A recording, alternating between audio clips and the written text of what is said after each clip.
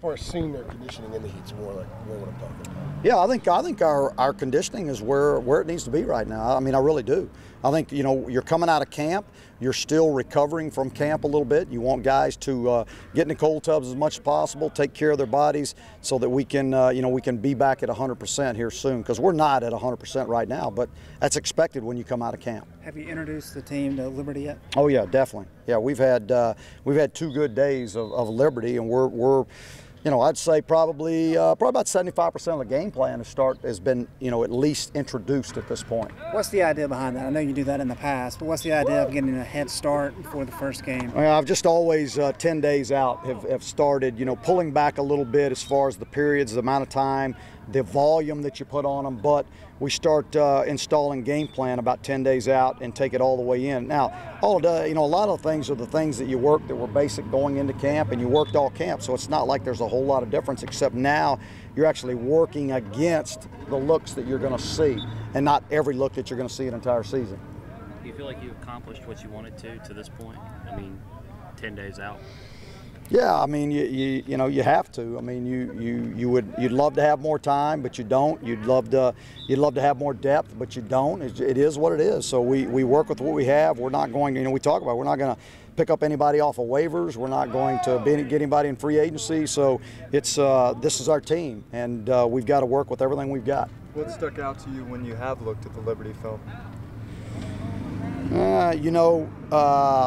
I mean, I know Turner Gill's going to do a great job. I mean, just having a very sound football team. They're going to play hard. He's going to be sound in all 3 phases of the game. You know, I think they've done a really nice job with the personnel they have, and both in all 3 phases. They're very, if you look at them, I mean, they can move the football. They play very sound on defense. They tackle well. They run to the ball well, and they're very solid on all their special teams. So we know, you know, there's some unknown for us on some guys that aren't going to be back, you know, like the punter's not back, the snapper's not back, so there's some things that are unknown. But we'll try to be prepared whatever they throw at us. I know you're not going to announce it, but are you going to use the weekend to make a decision on Mitchell Norkeithus, or is that stretching the next week?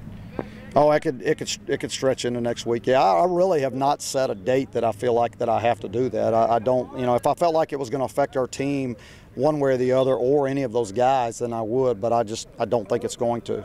Have you made most of the decisions about the freshman redshirting?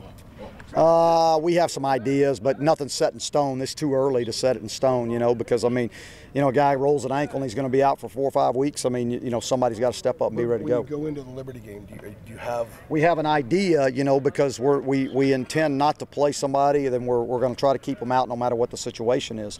But if we think somebody's going to be able to help us as we go through the season, then we're going to try to get them into that game if we can, and get them some live reps. What's impressed you most about Norkeithus Otis this camp? Just his, I mean, that hasn't changed since I got here, really. Just his motor.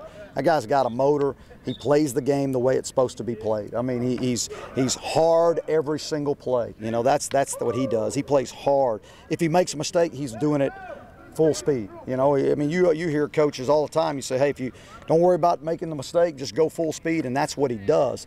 And he's cut way down on his mistakes because he understands, he knows what he's doing. And probably the biggest thing I've seen from him this year is take on a tremendous role as a leader. I mean, he really has come on as a leader.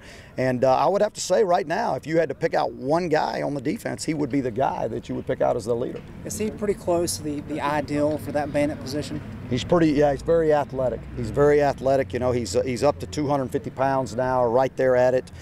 He's kept his weight all through camp, so it's been really good weight, and he still has that explosiveness and that, you know, get off it that we need. How would you say Ryan has progressed at receiver throughout camp? He's so far ahead now of where he was last year at the receiver position. I mean, where he really truly starts to understand, you know, when we install packages, you know, route packages, he understands the whole package. He understands, you know, now it's not so much just what do I do, where do I line up, and what do I do, but how does what I do affect the whole you know, the route.